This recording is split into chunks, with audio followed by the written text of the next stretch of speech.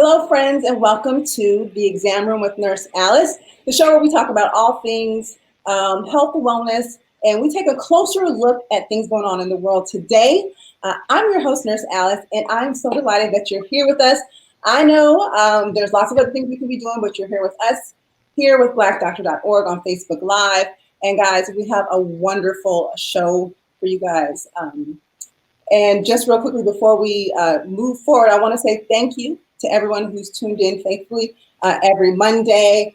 We do this show for you, and we really enjoy your questions, your comments, your feedback from the previous shows. Last week, we had an awesome show. We had the lovely psychotherapist, Andrea Weiss-Brown, as well as psychiatrist, and Dr. Ish from WeTV's Marriage Boot Camp, Reality Stars, and you guys really had a great conversation with that.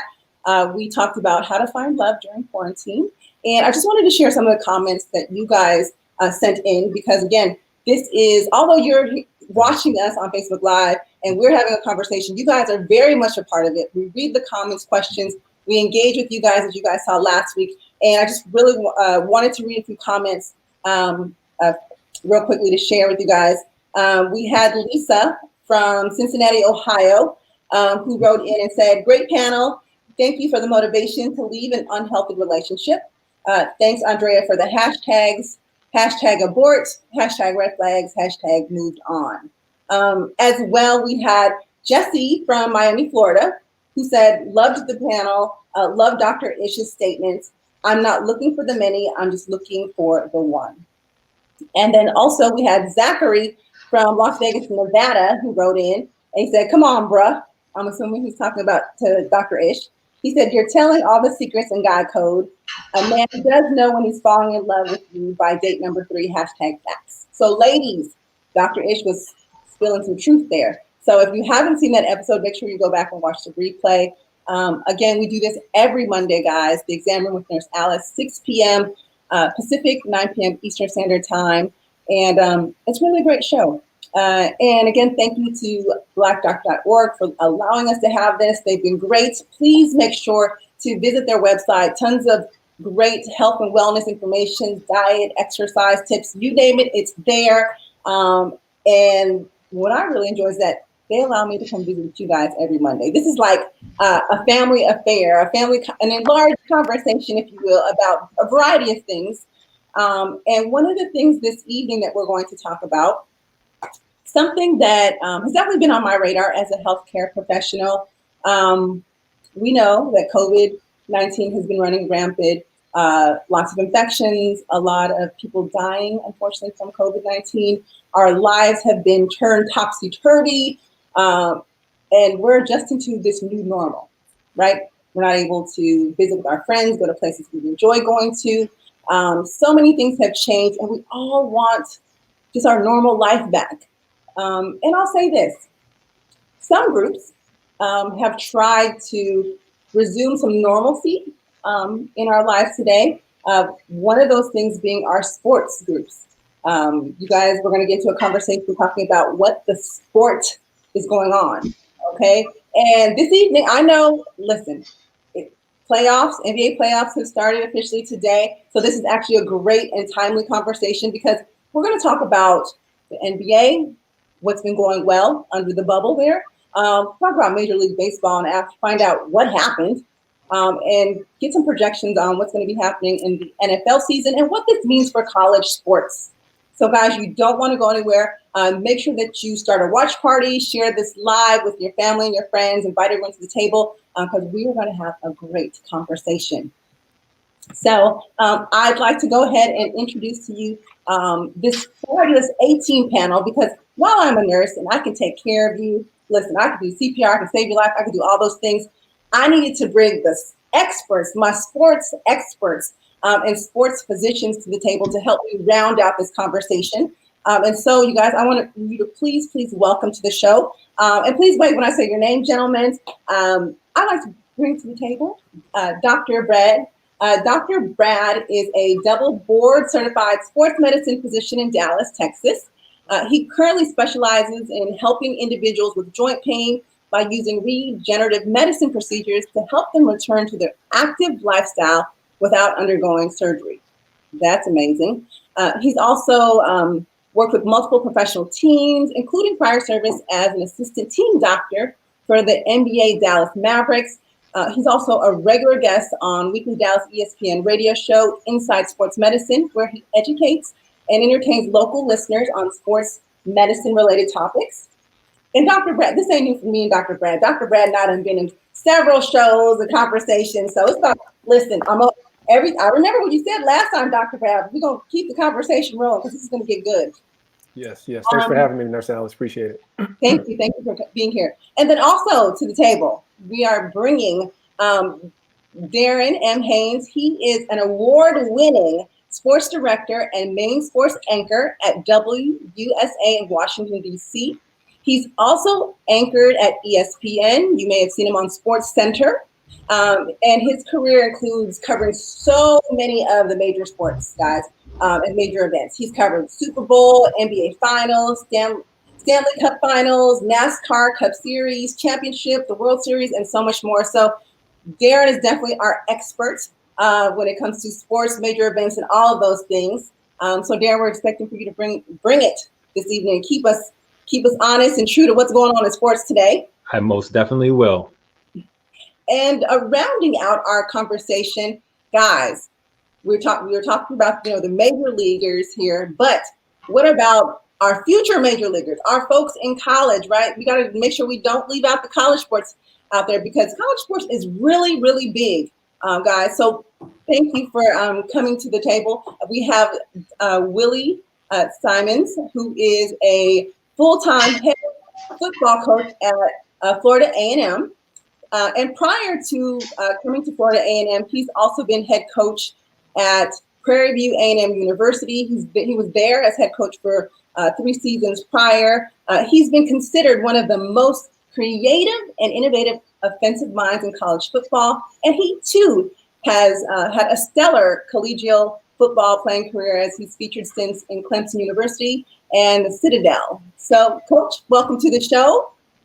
Great to be on. Thanks for having me. All right, good. So, you guys, this is an excellent panel. Listen, we got it all bases covered. No pun intended, bases, baseball. But please start dropping your comments and your questions in the chat box. You guys have already got things going. Okay, let's see. Okay, HBCU. Yes. Okay, yes, we got our HBCU. You know we have to represent y'all. Come on. We're on blackdoctors.org. See, this is one of the fun things of doing Facebook Live and coming to you in your living room. We really get to have a candid and honest, open conversation with people who look like us, who can understand our struggles, and talk about who are skilled, talented, well-credentialed to talk about these topics. So this is going to be great. Somebody said, give me your phone number. I'll fix it for you. No, thank you, sir. No, thank you. Okay, so guys, let's get this conversation going. Sports. So Dr. Brad, let me just toss the ball to you here. Oh, I love these. What I get to. Anyways, Dr. Brad. Okay, NBA. Me and you have been on a few conversations and talking about NBA before the season started, right? That's right. Yeah. 113-page document about what they're going to do. I'll be honest. I was on the fence. I was like, I don't think they can pull this off. Remember, and I asked you, what were your thoughts on whether they were going to be able to actually finish the season? They made it to playoffs, Dr. Brad. So give us an update on what you think the NBA has done well and what your projections are for them. Yeah, so they thoroughly proved me wrong because in our previous conversation, I said, I got short-term memory now that we have to, I'm gonna keep you go back on what I said. I remember. No, but I mean, let's just say that I was not optimistic that they would make it this far, that they would make it to the playoffs. And I was even less optimistic that they would make it through the playoffs to an actual championship. And so at the time that you and I, we had an interview talking about it, they'd already had some positive cases. It wasn't looking very good. But they have done a stellar job up until now. And, I'm always qualifying what I'm saying because it's not over. And, in a heartbeat, things can change just literally in just seconds. but they've done extremely well. And, you know, I think we're all learning. You mentioned something about the new normal. We're going to be saying that for a long time because you've got to let time pass for a while to be able to see what works, what doesn't work. You know, as it looks right now, this bubble idea seems to be working. The ability to seclude the players and exclude people from being able to come inside in one place, in one central location, without travel, seems to be the thing that is being able to keep the coronavirus spreading within the bubble. So, you know, I'm happy for them. I'm happy for the fans. Today, you mentioned, is the first day of the playoffs. And so I think one of the things that they've done well, you know, we were talking about this before the show, they've done, consistent testing with the athletes, and they've just done a really good job at, you know, maintaining the bubble and make sure that nobody comes in and out, with the exception of a few guys who got out for some quote unquote personal reasons. But you know, but even then they quarantined those guys, and they've, you know, they did what was needed in order to try to, you know, maintain some level of sterility, if you will, in the bubble. Okay. Thank you for that. Now, Darren, you've covered sports. Listen, you've covered every single sports under the sun. Let me just ask, did you think that the NBA would make it this far when it came to no infections under the bubble? So like Dr. Brad said, there were some cases of testing positive that was prior to coming to the bubble, but they got the brothers there, they quarantined them, and there's been no new cases, even though you've had some people, you know, go pick up their Uber food across, you know, they've quarantined them. But the key point is no infections. Darren, what do you think about that? Well, I'm actually a little bit surprised that Dr. Brad didn't think the bubble would work. You know, we get the paperwork as far as in all the rules and regulations on who can go in, who can go out. And the NBA and the NHL, I mean, they are so strict. You're like on punishment from your parents, and then you have like security cameras in your room and the doors are locked, like you can't get out. And so when I looked at some of those like restrictions that they had, I knew that, yes, there'll be some people who would test positive during the screening. You see that in other professional sports, like even like Major League Baseball. But the rules they have are so strict. And if you want to get in it, you got to be in it to win it. And if you're not in it to win it, don't join the rest of the party. And some of those players decided that they weren't going to join that party. That's why I'm a little bit surprised that Dr. Brad said it wouldn't work. I was very optimistic about that working. In other sports like Major League Baseball or the NFL, I think differently there. Yeah. Okay. Yeah. And for me, you know, my pessimism was in the fact that, one, they had this document, but you know, how well were the guys going to comply? Because there were several players, Joel Embiid, a couple of the guys who were like, man, these guys not going to, you know, they're not going to abide by it. Like, it all sounds great on paper. And I was like, but we're dealing with human beings, man. And, you know, we're dealing with some of these athletes who are just not making the best decisions in general. So I was like, you know what? I don't know if they'll comply, number one. And then number two, there's an element that we can't predict, which is the staff, the people who work there, who do go home, who come in.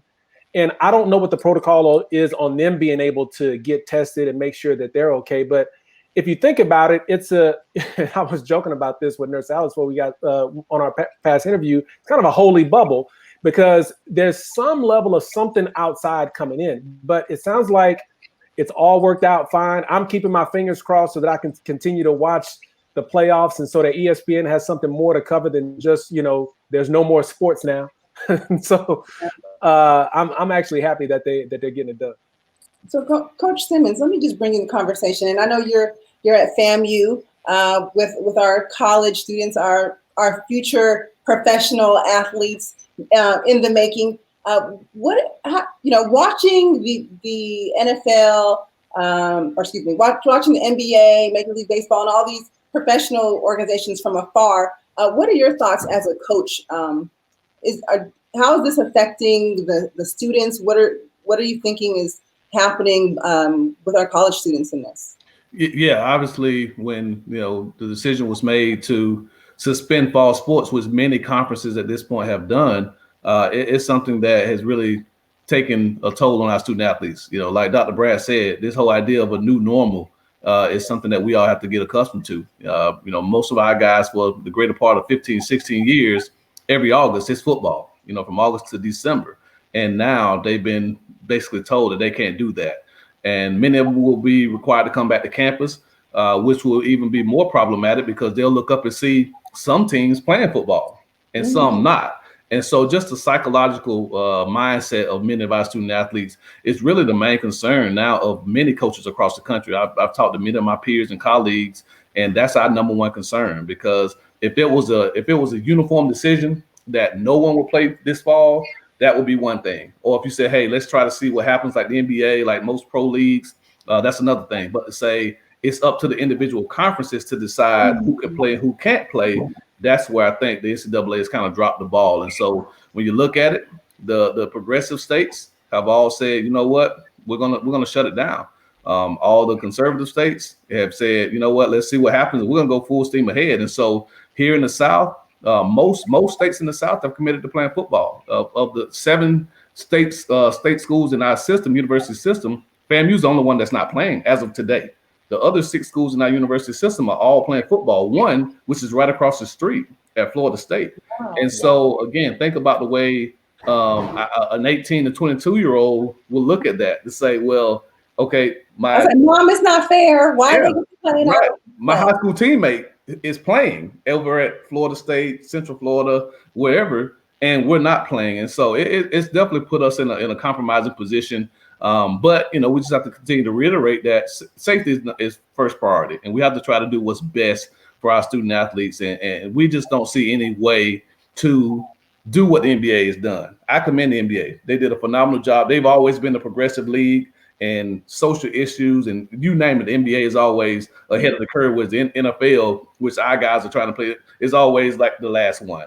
And so the NBA have done a great job with the bubble. We can't do that in college football.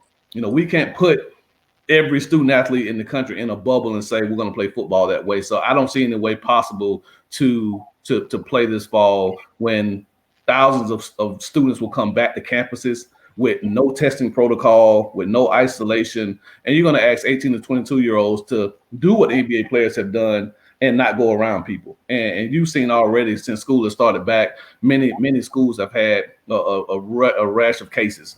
I'm not going to name them, but some schools have had over 100 cases in less than a week. And so just imagine what would happen if you tried to play football through that. So it'll be interesting to see what happens with the schools that are committed to playing. But I don't see any way that you can maintain this and do it safely. So I've got a question. I'm sorry, Nurse Alice. I've got a question. Is there any reason why the NCAA doesn't step in and create some level of consistency across the board?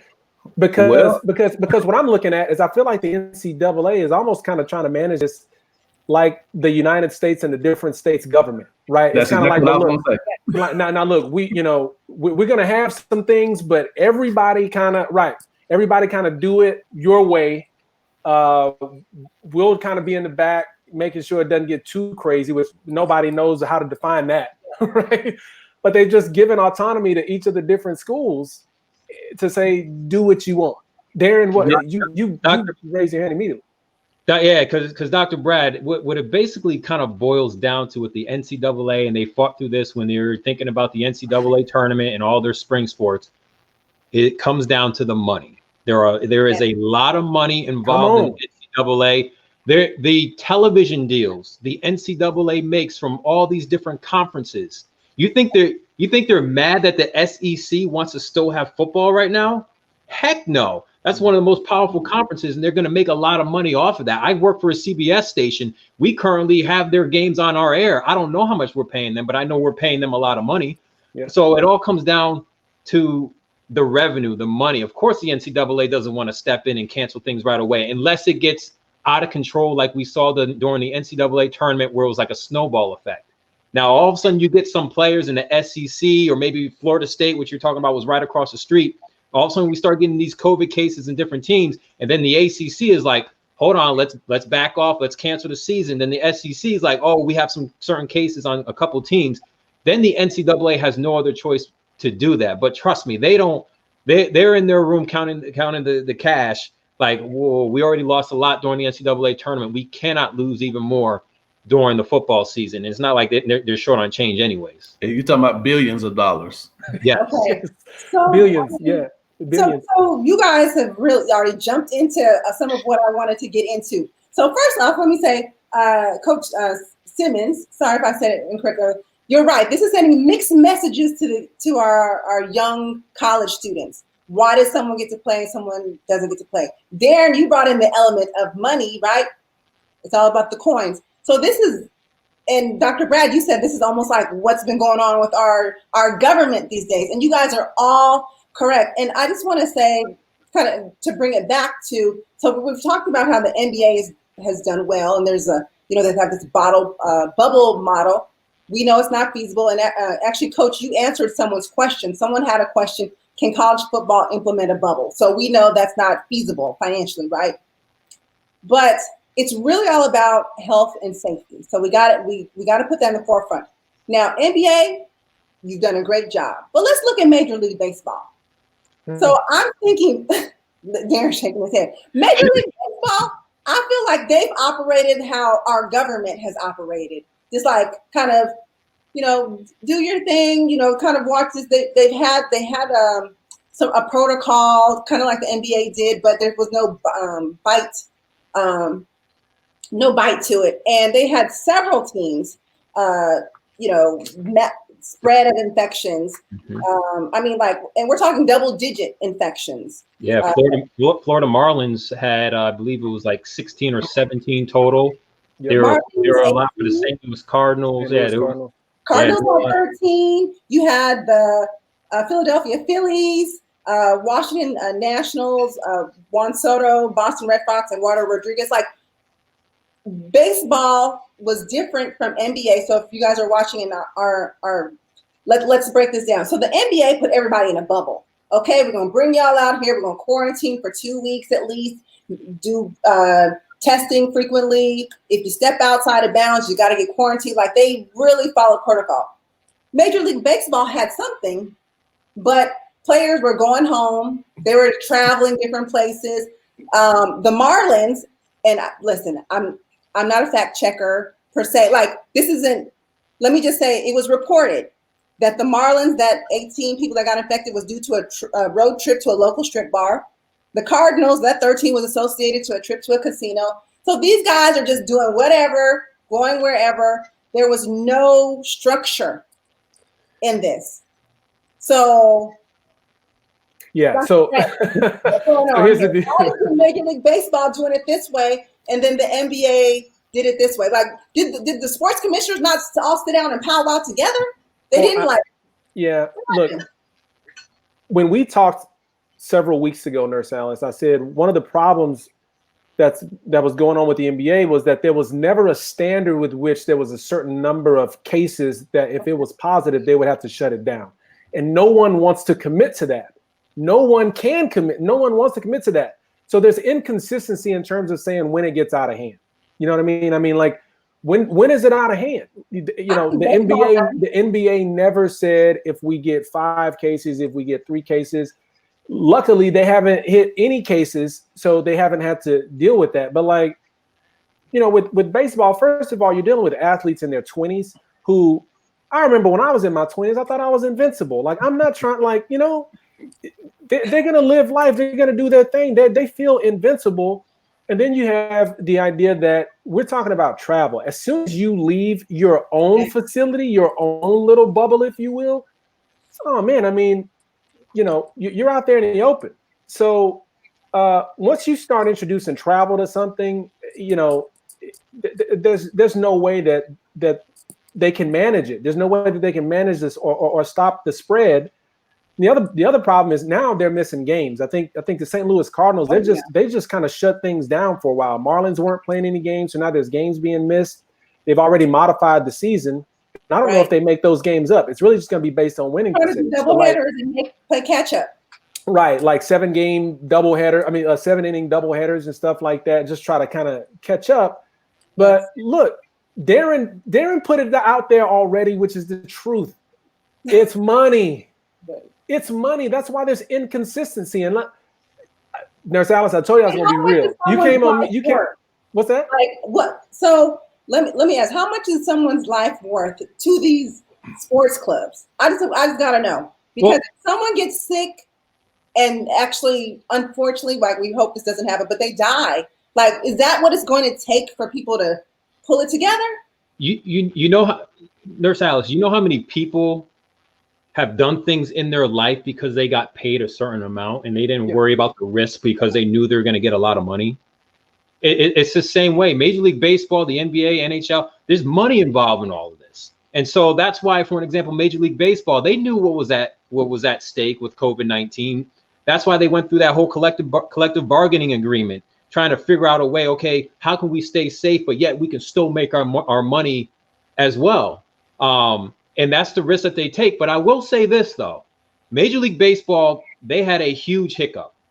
And for some particular reason, they figured out a way to quarantine these particular players, to then shut down the games and postpone the games, and then figure out a way to make those games up. It's working so far. I think it can only go so far until you basically have nobody left on your team. The good thing that Major League Baseball has, which is in place, which is a positive and a negative thing, you have their farm team.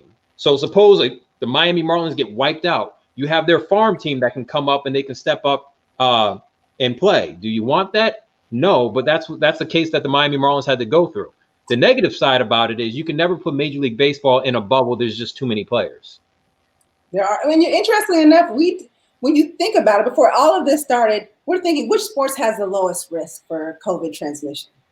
Baseball. That, because we're not tackling, we're not close by, and they're the ones who've had the most COVID-19 infections. So to me, it's just kind of mind-boggling that they, maybe they went into it thinking, oh, it's baseball. We're not contact sports. We don't have to worry as much. Whereas perhaps the NBA was like, we're in close contact with people. We need to be very strict. I mean, does anyone on the panel think that might have been some of the? Well, I was gonna say, like Coach Simmons. Imagine your players were playing baseball and they're making millions of dollars like they do in baseball. Those are young kids. Your players. They're gonna be all doing their own thing. They don't care about the rules. Well, I can tell you, my guys don't make millions of dollars. They don't make anything. and they would be again, literally, they would be. I mean, it's college, and we've all been there. That 18 to 23-year-old window is the most fun that you have in your life. You have no responsibilities. You have no real. I mean, you don't have bills. Mom's still paying your insurance. I mean, you got everything to do with all this free time. And these college students are throwing parties. Like, they're literally throwing parties the moment they get back. And to ask a guy who is 19 years old, away from home for the first time, to say, you know what, I really just want to play football so bad that I'm not going to partake in any extracurricular activities for 5 months. For 5 months, I'm going to go to class. I'm going to go to practice. I'm going to go back to my dorm. I mean, that would have to be their life for the next 5 months. And it's just not realistic. And so, yes, these guys are making millions of dollars. But again, you're talking about the most healthy individuals in our society. They don't think that it's going to affect them, most of the ones who do go out and get it. And so it's just not a, like Dr. Brad said, there's not a safe way other than what the NBA is doing. Put them all in a bubble, make sure they can't go anywhere. They can't have any family, friends. I think I saw what the NBA is going to allow some family members to kind of start coming a little bit just so the guys don't lose their minds. But again, there's no way for us to police. I have 110 football players. Wow. There's no way for me to police 110 guys to make sure that they don't go out. And even if they're going to the grocery store, I mean, think about it. You can catch it going to the grocery store. And so it's just, again, I don't know how it can happen. I think the NBA is the only one, and NHL, again, the only one that's figured it out because of the bubbles. But football, NFL can't do it. Again, it's way too many players. Major League Baseball, I mean, they got 40-player rosters. I think it's too many guys in Major League Baseball. So unless you have small rosters like the NBA does, and I think the NHL, I don't know how many they have, I just don't see a feasible way to keep them all together, keep them all isolated, where one case doesn't turn into two doesn't turn into four, and before you know it, half the team or the organization is affected by COVID-19. And so to piggyback off what Darren said, Darren talked about making money. What's happening now is there's organizations losing money. And when you're losing money, now it's not as much of a risk because you're thinking, well, I'm already risking losing my money. It's not a matter of like, Nurse Alice, you asked the question, like, how much is the life worth? They're thinking, I'm already losing money. So I'm going to do whatever I have to do to try to make this up. If you really think about it, the NBA has gone through a lot of stuff. They've jumped through a lot of hoops to make this bubble happen. Every single team's home court is in Orlando. They have to put their home court on there. The players, they invested a lot of money because they knew they would be able to get a lot of money back if they did it. So, they're jumping through a lot of hoops in order to make this happen. And yes, it's because of money. Okay. So it's all okay. We hear it's about money. Now, Dr. Brad, you know this because you've worked in the emergency room. People can, be very, like, I'm just going to risk it all because I need this money and this. But once you get in my hospital bed, once you are in my ICU, you're going to wish that you wouldn't have rolled those dice the way that you do. Now, I know the odds might look good into your favor, but it only takes one person. And, I wouldn't want to roll the dice to say that it's me because we know that a life is priceless. And once gone, you can't bring it back, regardless how much money you have. So I hear the talk about money, but is anybody having the conversation about, life versus the money, or is it just all about the money? No, I think, I'd be interested to see what prompted the decision for the Big Ten and the Pac-12 to make the decision to go ahead and postpone the fall sports. Those are big time conferences, and so I'd be interested in knowing what prompted that. Now, ESPN came out and they said that one of the things that influenced their decision to shut down or to postpone all fall sports was this possibility that the virus could cause what's called myositis, which is an infection in the heart that could potentially cause arrhythmias. It could cause heart attacks. It could cause blood clots. It's an infection that really hurts the muscle of the heart to be able to squeeze. And so, it seemed as though as those positive cases had built, and if I remember right, correct me if I'm wrong, but there may have been like 10 positive cases in the Big Ten of guys who had tested positive who were having symptoms related to myositis. Now, the physicians and the medical staff in those conferences said that was not the reason why. ESPN reported, but they said that was not the reason why, and it was because their reason was that they just can't control the spread of the coronavirus, but it had nothing to do with the myositis. So, I believe that physicians and the medical staff are sitting at the table to help provide information so that whoever is the decision maker can make an informed decision. My only question is, how much weight is it having in the actual decision being made whenever we, the medical staff, is actually sitting down to make the decision? That's interesting. And I don't know. I don't know that. But let me ask this. Could it be that some of this was also the financial responsibility that these organizations would have to take on to have these sports to play? Coach, we were talking a little bit earlier about the cost to have a season with all of these players. I was reviewing a document from the NCAA called Resocialization of Collegial Sports, Developing Standards for Practice and Competition. I believe this is something equivalent to like that 113-page NBA health document. Now, this wasn't 113 pages, but it's quite a few pages. And the costs, health and safety obviously are number one, but I think that some of these schools and organizations recognize that we don't have the resources to put in place to keep our players safe. So let's opt out because all of this testing, quarantining.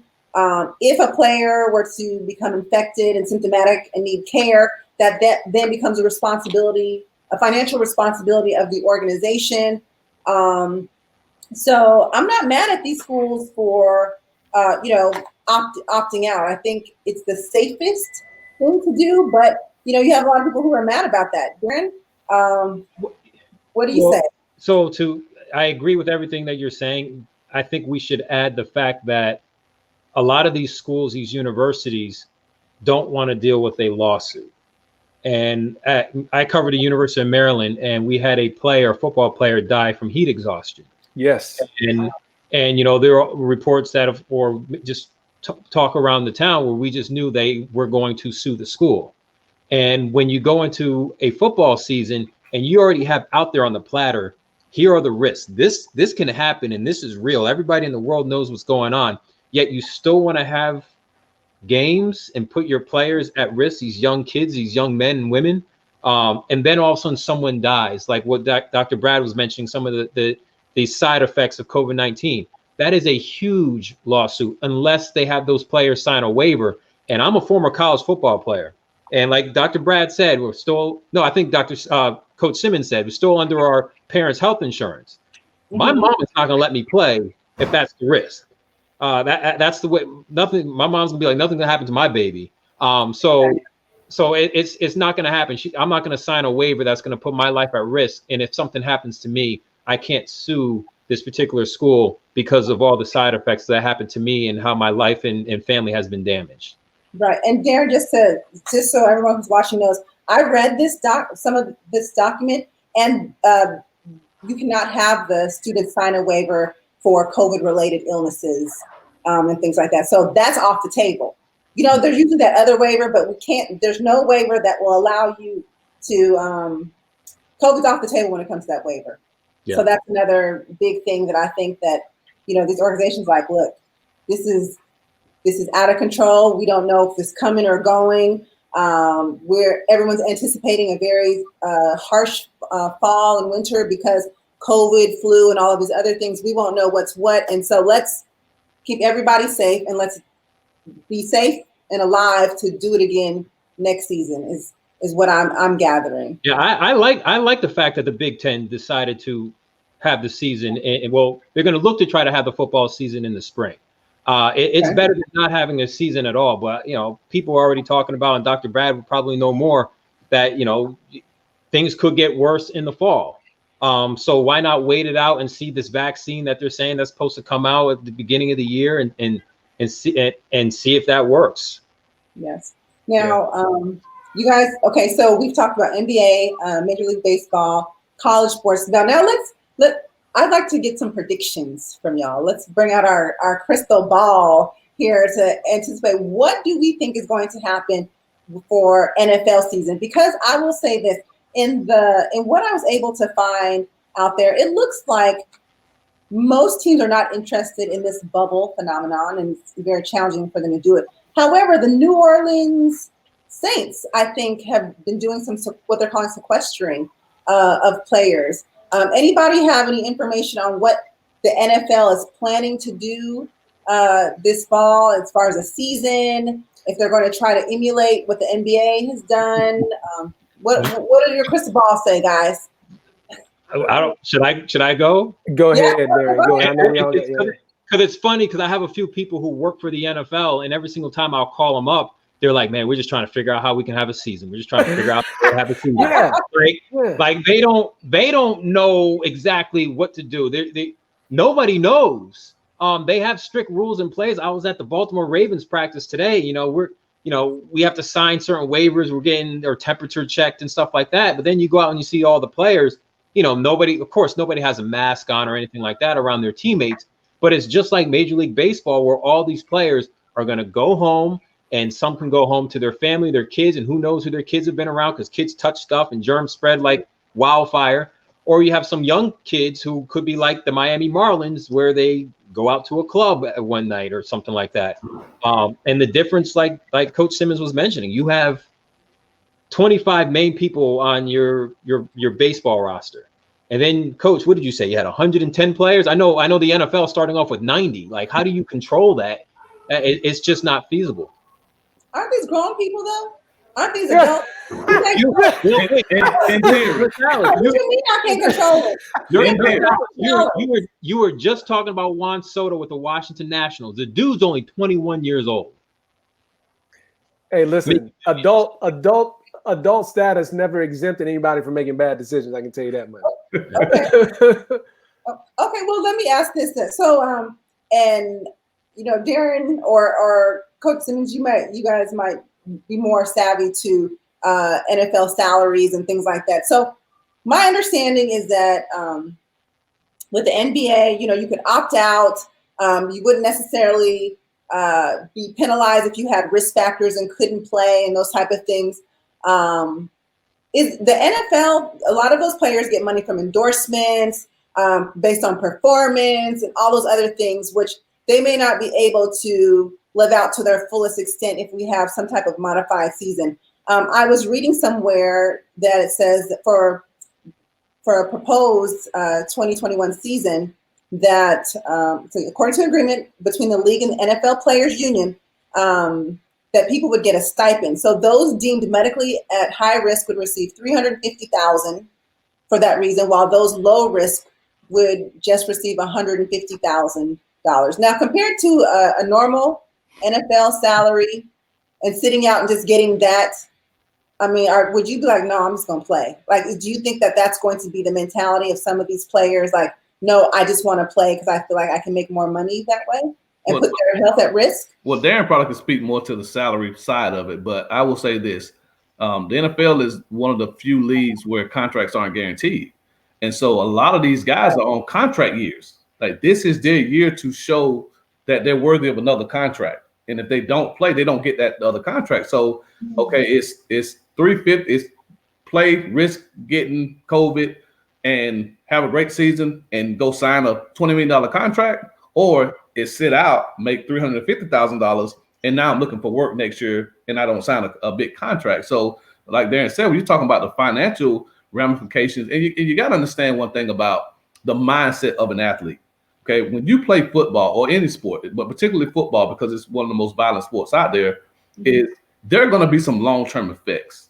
Many individuals who played the game, you're risking CTE, you're risking broken bones, ligaments, tears, multiple surgeries. I mean, look at what Alex Smith just went through with this leg. He almost lost his leg, and he's back on the football team now, trying to play. And so many of the guys, I saw a deal a long time ago about, I think it was Jim Brown, not Jim Brown. It was one of the NFL running backs, but he's basically the ability. I mean, right now he can't walk. I mean, he's just, and they said, would you do it again? And he said, in a heartbeat. I'd do it all over again, knowing that the rest of my life would be, I can't hold my grandkids, I can't walk, I'm on a walker. I mean, but I would do it all over again because I love the game that much. So it's almost a military mindset that many of those athletes take. So if the risk is I have some long-term heart issues, but it's not immediate, a lot of those guys are going to choose to play just because that's the way their minds work. So, I mean, it's just a dynamic that many people, if you haven't played the game, they just don't understand that. But these guys, a lot of them are playing for their livelihoods because of contract years. Wow. Darren, I saw you shaking your head at some of that. No, I mean, football coach, former football player. Like I can remember getting my bell rung, and that's a concussion. And or any type of injury that I've ever had, I do not want to give the coaches any excuse to take me out, because the way that I earned my starting position in college was because the starter in front of me got hurt and he never got it back. And Coach Simmons, yes, the money is a huge factor. That $350,000 is not worth the millions that you can possibly lose. But these players also don't want to lose their position. You give someone the opportunity, they have that phrase, next man up.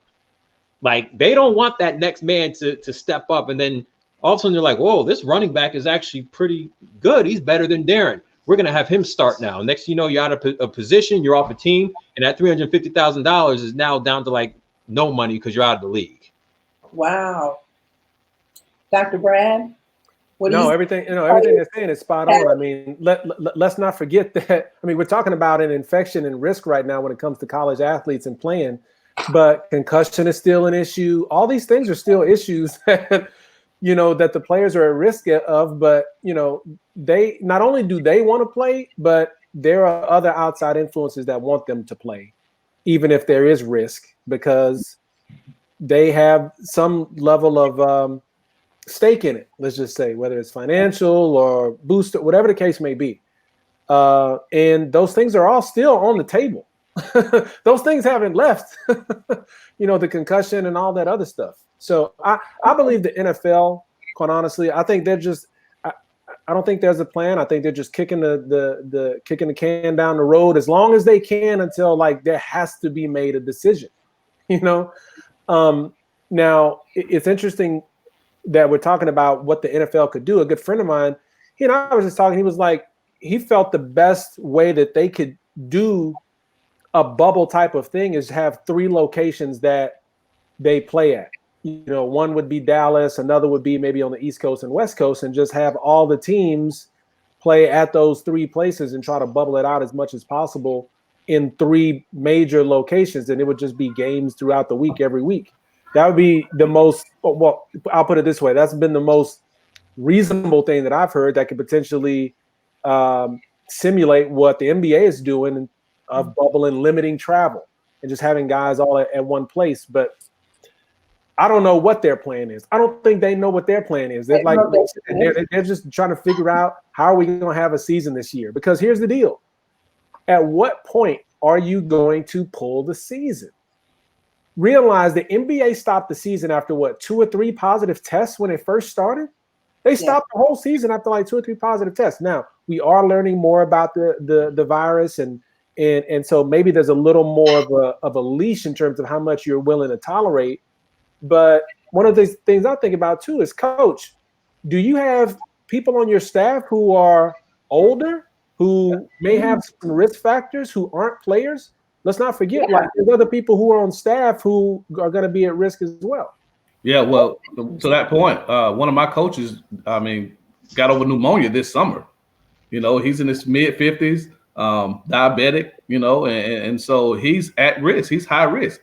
I have a 5-month-old at the house. And so what happens if I catch it and bring it home to my 5-month-old who hasn't built up immunity yet? So there are a lot of risk factors involved outside of the players. And I think that's where a lot of the decisions are made. It's not so much the players, because the reality of it is most of those guys are asymptomatic. Most of them probably will recover from it from some sense. But again, you're talking about coaches who are, and even the NFL coaches are a lot older in many cases. You got 60, 70-year-old guys coaching the NFL right now. And so how do you protect them? I don't know. It'll be interesting to see. So my prediction is I think we'll get through a couple of weeks, but I don't think we can get past maybe 2 or 3 weeks of NFL season. Now, having these players out, so like as Dr. Brad, you said it, like kicking the can until they figure out what's going to happen. So they're just kind of, on standby. What's happening to these players during this time where they're not playing? Are they, I know you can work out independently, but they're not having these same rigorous workouts and things like that. Doesn't that make them more prone to injury also? So like while we're worried about COVID, and let's talk about NFL. So head injuries and things like that. But even in the interim, while they're not having those same type of practices, what other injuries are they being set up for because they're not having that full workout? Are we going to see more sprains, strains? What comes with that while we're in this waiting period? Yeah, so there's a certain level of it. I'm sure, Coach, you can probably attest to this, and even Darren, you're going to expect some soft tissue injuries when guys first come back because they haven't been doing a whole lot, and they're coming out there trying to be explosive on hamstrings that haven't been stretched very well, and Achilles tendons that might be, have some wear and tear on them. I don't know the level of how hard they're training right now. To me, the longer they have to be able to prepare for a season, it's probably going to be good and try to limit some of those soft tissue things because it is, as soon as you get to training camp, it's going real hard, real fast, real quick.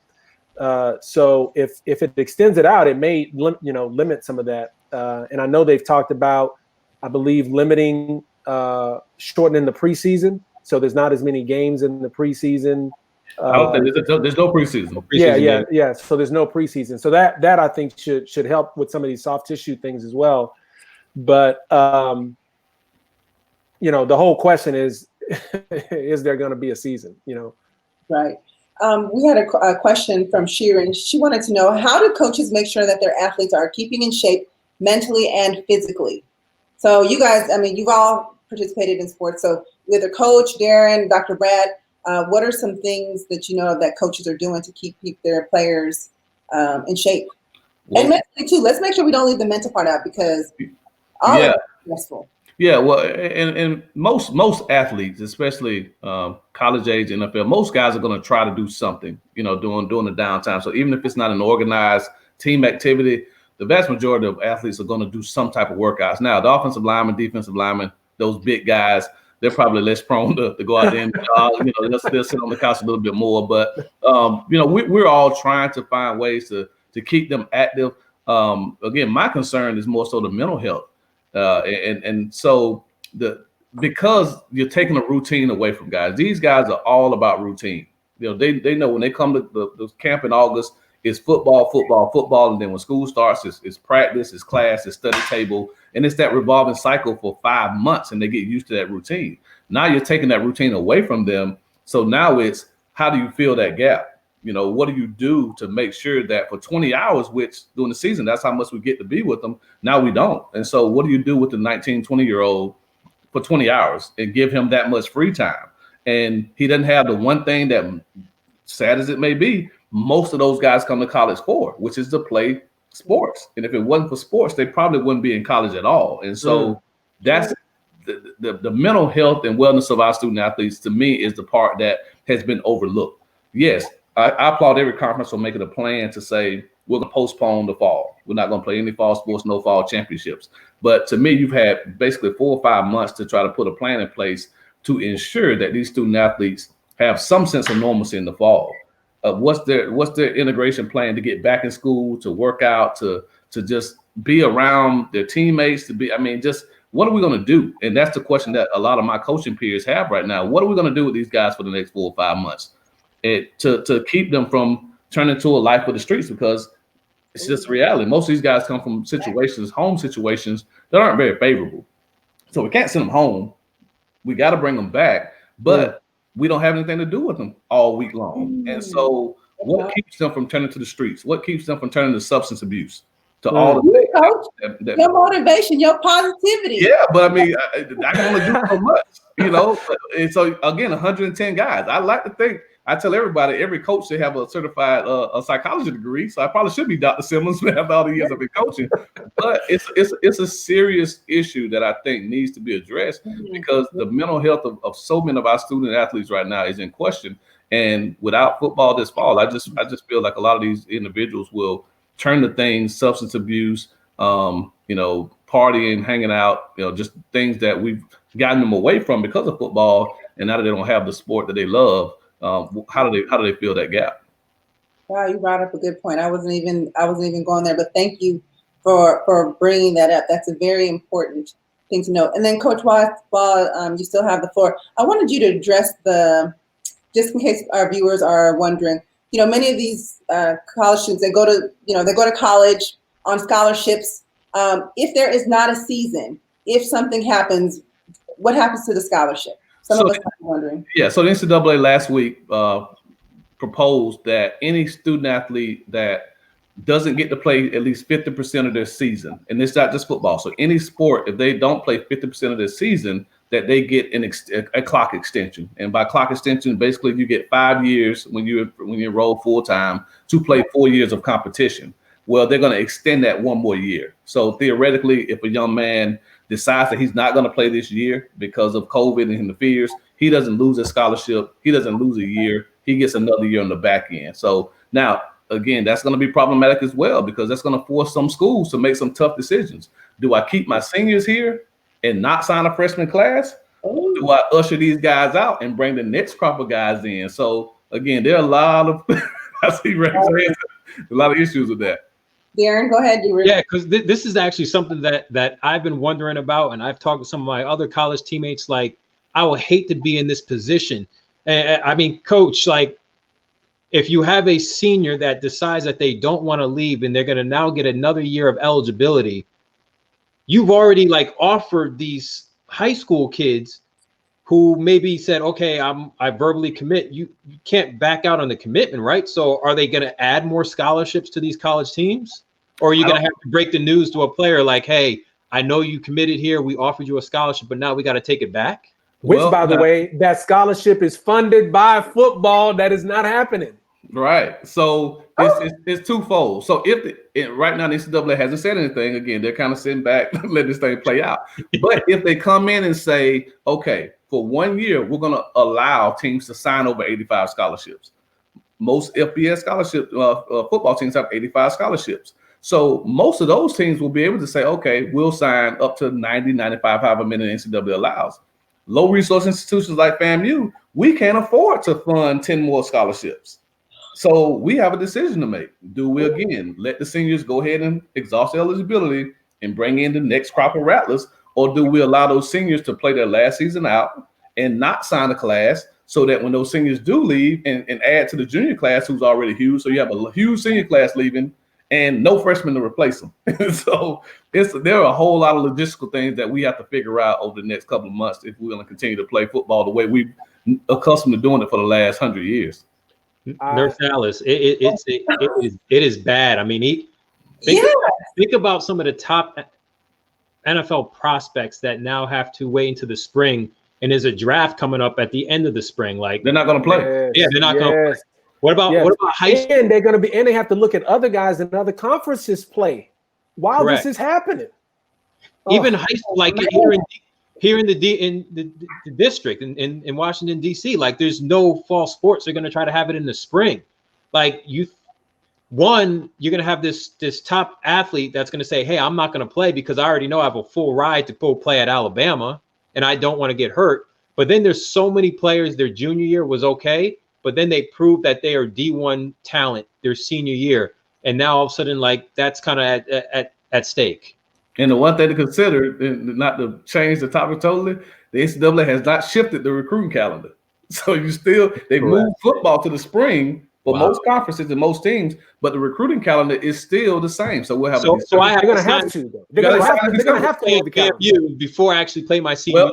If I'm Alabama, do I let you change the recruiting calendar? Because I'm playing football this fall. Ooh. What sport is going on? What sport is going on here? So we have a family friend, and she's a select volleyball coach, and has one of the top teams in junior teams in the nation, and was talking about how, her kids aren't getting offers. They're having conversations, but it's these long conversations and they're not a whole lot of offers. So we're kind of already starting to see this because it's backed up everything, right? Because if the seniors come back, which I'm going to say right now, I didn't play college sports. I had the injury bug. I probably wasn't nearly as good as y'all were at sports. But if I did, I'd be like, no, I want to play my senior season. Like, yes, I want to play, even if I'm not going to the league. And so it just backs everything up. So I feel bad for, the seniors like Darren was talking about, who don't get a chance to potentially shine and turn themselves from a low prospect to a high NFL prospect. And the seniors who are currently in high school and those top juniors who are in high school who may not get an offer because school says, look, we can't do any scholarships. We got to work with the athletes who never left. And the difference is high schools can't get a clock extension. They're done. I mean, if you're a senior and you don't play this season, you're done. Your college career, your high school career is over. And so you're just hoping that a college is taking enough interest in you as a junior to give you a scholarship offer. If not, you kind of Wow. I hate to be in that position. That means you got to be blue chip or not. I had one scholarship offer going into my senior year of high school, University of Connecticut. By the time the season ended, I had like 15. That's my senior year. That could be wiped away. That opportunity for a lot of seniors across the country. Was that a brag, though? Was that kind of a brag, Darren? No, it was because the school. I guess the school that offered me wanted me to play defense. I wanted to play offense. Maybe if this happened now and I was still playing high school ball, I would never be able to go to the school I really wanted to go to and play the position that I truly love. Yeah, because that opportunity was never out there. Wow, gentlemen, this has been a great conversation, and I know y'all could just go on forever and ever about this because I started to feel like we was just sitting like in the garage or something, just talking about sports. That's what it started to feel like. So you guys definitely have a lot of synergy. This has been a great conversation, guys. What the sport is going on? So we talked about Major League Baseball. NFL. I asked the guys to put their crystal balls out there, but it looks like we're just kicking cans, like Dr. Brad said. We're gonna kick the can down the street till we figure it out. And yeah, we just not listening to baseball. And then, but kudos NBA, I appreciate that. And then also, let me also say, shout out to WNBA, because they too are also in a bubble in Florida. Yes. They only had 2 COVID-19 infections. They were able to quarantine and get that taken care of, but thus far, nothing else. So kudos to my women. I was going to leave y'all out. But guys, thank you so much for tuning into the Exam Room with Nurse Alice. This has been a great conversation. Just keeping the conversation going about sports. So we talked about football, basketball, baseball, and our college sports, and even dabbled into some of our high schoolers who are aspiring to go to college. This has been very informative. We appreciate you very much. Coach Simmons, Dr. Brad, Darren, thank you very much for your time and your expertise. This was a very fruitful and fun conversation, and I learned a lot. And so, guys, please make sure to, let me just run down. So you guys, if you guys could each give us a rundown of where people can follow you, find out more about you in case they want to connect and ask some other questions, I'd really appreciate that. Darren, let's start with you. You see my name down below. You can reach me on Twitter, Facebook, Instagram, MySpace, Black Planet if you still have it. Your boy, I don't have Black Planet anymore, but it's at Darren M Haynes. You can find me on the main social media platforms. That's how you can reach me. And we can watch you on television. Say that again. And we can watch you on television, right? Yeah, you can watch me on television. A lot of stuff that I have on television, if you're here in the DC area, or you can stream it live. It's WSA 9. It's a CBS station in DC. Or some of the content that I put out or will be right on my social media pages. Okay, thank you. Coach. Yeah, again, mine is at the bottom as well. It's at HC Willie Simmons at Twitter and Instagram, Facebook as well. You can follow our FAMU Athletics page at FAMU Athletics. A lot of great content being pushed out right now. Even though we don't have a fall season, we're still doing a lot of great things with our students. Phenomenal student athletes, phenomenal administration. FAMU is the #1 public HBCU in the country. And so we're doing a lot of great things there on the Hill. But follow us and continue to support us. Coach about to upset some people out here, but I'm gonna tell you. But it's true. I mean, Coach about to upset some people on the way out. I didn't go to HBCU, so I'm good. I had some good friends who played tennis for him though. So yeah. No, you can find me at Dr. Brad MD. And in my practice as well, which is Texas Sports Medicine. You can follow us on Instagram at Texas Sports Medicine and our Facebook page, Texas Sports Medicine. So, okay, guys, you heard it. Make sure to follow our gentlemen here. They are the experts on sports. Thank you so much to blackdoctor.org for allowing us to come into your living rooms every Monday, 6 p.m., 9 p.m. Eastern Standard Time with the Exam Room with Nurse Alice. If you have any questions, comments, want us to talk about a certain topic, please let us know. You can contact blackdoctor.org through their website, or you can send your comments to info@asknursealice.com. I read every comment, and I really appreciate your support. Questions, topics, you know what? This show is for you. We really want to bring to you important health information and topics that you're wanting to hear. So, you guys, it's been a pleasure. Please make sure that you wash your hands, wear your mask, take care of one another, make good, healthy choices. And until next time, live well, my friends. Thanks for joining us. Bye.